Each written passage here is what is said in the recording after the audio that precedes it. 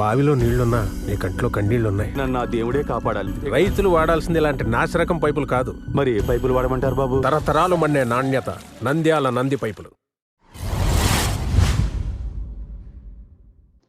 నంద్యాల పట్టణంలో వెలసి ప్రపంచంలో రెండవ దేవాలయంగా ఉంటూ నిత్య పూజల్లో మొదటి స్థానంలో నిలిచిన శ్రీ జగజ్జనని అమ్మవారికి ఆషాఢ మాసం పూజలు భక్తి శ్రద్ధలతో జరుగుతున్నాయి.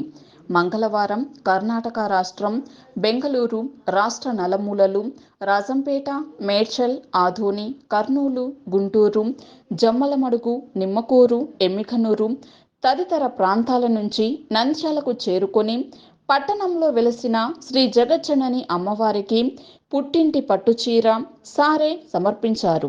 అమ్మవారికి వివిధ రకాల పిండి వంటలు, నేతి మిఠాయిలు, పూలు, పండ్లు, కుంకుమ, పసుపు, చీర, రవికె, ఆకు, వక్కలు తదితర పూజా సామాగ్రిని అమ్మవారికి సమర్పించి మొక్కులు తీర్చుకున్నారు.